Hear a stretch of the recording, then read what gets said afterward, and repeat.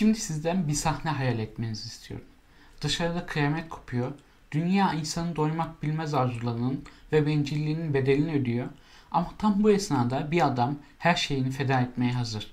İşte bu Kurban'ın hikayesi. Andrei Tarkovski sinema tarihinin belki de en mistik, en ruhani yönetmenlerinden biri. Filmlerinde zamanın akışını bükmüş, imgelerle adeta bir şiir yazmış, sinemayı sadece bir sanat dalı olarak değil, ruhsal bir deneyim olarak görmüş bir adam. Bugün onun hem sanatsal hem de kişisel anlamda vasiyeti niteliğindeki son filmi Kurban'ı konuşacağız. Ama filmi anlamak için önce Tarkovski'yi anlamamız gerekiyor. Andrei Tarkovski 1932 yılında Sovyetler Birliği'nde doğdu. Babası ünlü bir şairdi. Annesi ise edebiyat öğretmeniydi. Evet, çocukluktan itibaren kelimeler ve imgeler içinde büyüyen biri. Ama Tarkovski sadece yazıyla yetinmeyip görüntülerle de ruhunu anlatmak istedi. Sinema serüveni Sovyetlerin sert rejimi altında başladı. 1962'de çektiği ilk uzun metraj filmi Ivan'ın çocukluğu ile adını duyurdu. Ama asıl devrim Andrei Rublev ile geldi. Bir ikon ressamının hayatını anlatan bu film onun tarih ve sanat üzerine derin düşüncelerini yansıtan, Sovyetlerin pek hoşlanmadığı ama Batı'nın hayran olduğu bir başyapıttı.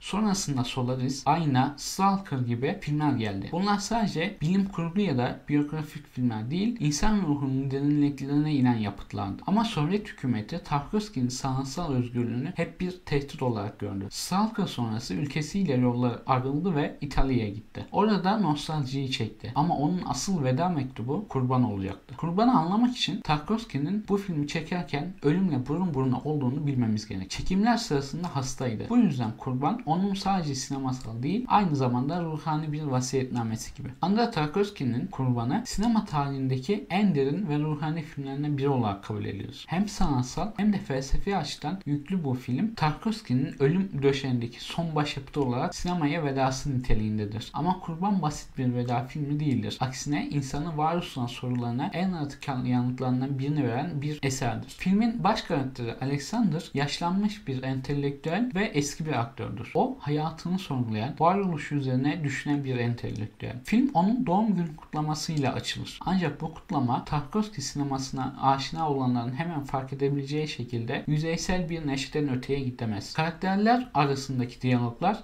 bir varoluşsal sıkıntının ipuçlarını verir. Herkes mutlu ama bir eksiklik var. Bu eksiklik aslında modern insanın ruhundaki boşluk. Sonra korkunç bir haber geliyor. Nükleer savaş patlak vermiş. Dünya yok olmak üzere. İşte burada filmin asıl anlamı devreye giriyor. Fedakarlık. Ve tam bu noktada Alexander Tanrı'ya bir adatta bulunur. Eğer bu felaketten kurtulursa hayatındaki her şeyi terk etmeye hazırdır. Alexander dünyayı kurtarmak için her şeyini feda etmeye razı oluyor. Evini, ailesini, hatta akıl sağlığını. Filmin dramatik yapısı klasik bir felaket filminden çok farklıdır. Bir nükleer savaş tehdidi işlenmesine rağmen Tarkovski doğrudan savaş sahneleri veya yıkım görüntülerini göstermez. Bunun yerine olayın etkisini karakterlerin ruhsal dünyasını hissettirir. Kurban bir adamın içsel yolculuğuna odaklanan psikolojik olarak yoğun bir anlatıdır. Tarkovski filmlerinde her zaman ruhani arayış içinde olan karakterleri anlattı. Stalker'daki rehber, Solaris'teki bilim insanı, Aynadaki hatıralar içinde kaybolan adam hepsi anlam peşindeydi. Ama Kurban'da bu arayış en radikal noktasına ulaşıyor. Alexander'ın yaptığı fedakarlık klasik anlamda mantıklı değil. Ama işte Tarkovski'nin büyüsü burada. O hayatı anlamak için rasyonelliği bir kenara bırakmamız gerektiğini söylüyor. Modern insanın en büyük yanılgısı her şeyi akılla çözebileceğini sanması. Oysa Tarkovski inanç, sanat ve fedakarlık olmadan insanın ruhen ölü olduğunu gösteriyor. Filmin merkezinde Alexander'ın yaptığı fedakarlık yer alır. O dünya kurtulsun diye tüm varlığını, sahip olduğu her şeyi feda etmeye hazırdır. Ancak burada Tarkovski fedakarlık kavramına klasik dini anlamın ötesinde bir perspektif sunar. Modern insanın en büyük yanılgısı her şeyin rasyonel bir temele oturduğunu düşünmesidir. Oysa Tarkovski rasyonelitenin sınırlarını aşan bir anlayış sunar. Gerçek değişim ancak bir tür teslimiyetle mümkündür. Alexander'ın fedakarlığı mantıklı bir eylem değil, metafizik bir gerekliliktir. Tarkovski Sovyetler Birliği'nde büyümüş ve uzun süre komünist rejim altında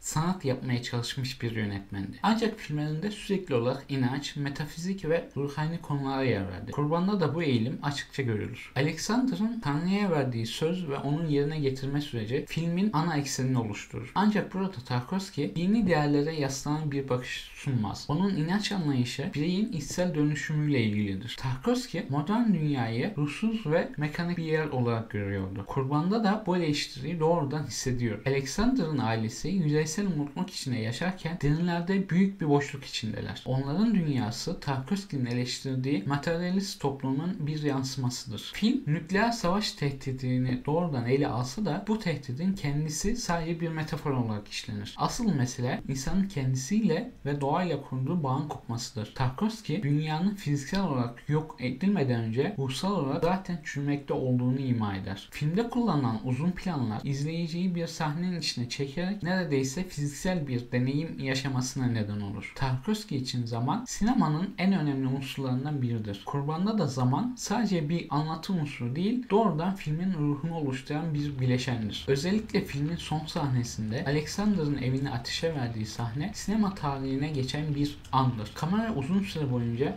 olayı kesintisiz bir şekilde izler. Tarkovski'nin bu tercihi sinemanın gerçeklik algısını manipüle eden bir araç değil, bizzat gerçeğin kendisi olduğunu gösterir. Tarkovski'nin estetik anlayışı yapay aydınlatmadan çok doğal ışığa dayanır. Kurban'da da karakterlerin gölgelerle çevrili olması, özellikle Alexander'ın içsel çatışmalarını yansıtmak için kullanılır. Doğal ışık filmin atmosferini daha melankolik hale getirirken aynı zamanda Tarkovski'nin doğa ile insan arasındaki ruhani bağı vurgulama biçimidir. Tarkovski sinemasında su sürekli tekrar eden bir imgedir. Kurban'da da suyun metaforik anlamı büyük bir yer tutar. Temizlenme, arınma ve dönüşüm anlamına gelir. Aynalar ve yansımalar ise karakterlerin kendileriyle ve ruhsal durumlarıyla yüzleşmesini temsil eder. Kurban, Tarkovski'nin Batı'da çektiği ikinci ve son filmidir. 1986'da Cannes Film Festivali'nde büyük ödül olan jüri büyük ödülünü kazanmıştır. Ancak film gösterime girdiğinde farklı eleştiri almıştır. Filmin olumlu eleştirileri şunlardır. Tarkovski'nin sinematografik ustalığı övülmüş, özellikle uzun planları ve doğa kullanmış sinema sanatına getirdiği yeniliklerden biri olarak değerlendirilmiştir. Fedakarlık temasının işlenişi birçok eleştirmen tarafından çağın ruhsal krizine bir yanıt olarak görülmüştür. Film Tarkovski'nin en olgun ve derin işleri arasında sayılmıştır. Filmin olumsuz eleştirine gelecek olursak film yavaş temposu ve uzun sahneleri nedeniyle bazı izleyiciler için sabır gerektiren bir deneyim olarak görülmüştür. Bazı eleştirmenler Tarkovski'nin mistik yaklaşımının fazla kapalı ve yoruma açık olduğunu belirtmiştir. Modern dünyaya yönelik eleştirinin fazla karamsar olduğu görüşü de dile getirilmiştir. Kurban, Tarkovski'nin sinemadaki son sözü bir anlamda onun ruhsal vasiyeti olarak kabul edilir. Film, sinemanın sadece bir eğlence aracı olmadığını, insanın en derin varoluşsal sorularına yanıt arayan bir sanat biçimi olduğunu gösteriyor. Tarkovski'nin sineması her zaman bir davet niteliğindeydi. Daha derin düşünmeye, hissetmeye, belki de fedakarlığın anlamını yeniden değerlendirmeye. Film tamamlandıktan kısa bir süre sonra Tarkovski'nin hastalığı ağırlaştı. 1986'da henüz 54 yaşındayken hayatını kaybetti. Ama geride bıraktığı filmlerle sinema dünyasında ölümsüzleşti. Onun son sözleri arasında sanatın insan ruhunu iliştiren bir şey olduğu vardı. Ona göre sanat bir eğlence aracı değil, insanın içsel yolculuğunu anlamasına yardım eden kutsal bir köprüydü. Videoyu beğenmeyi, kanala abone değilseniz abone olmayı unutmayın. Bu film hakkında yorumlarınızı bekliyorum.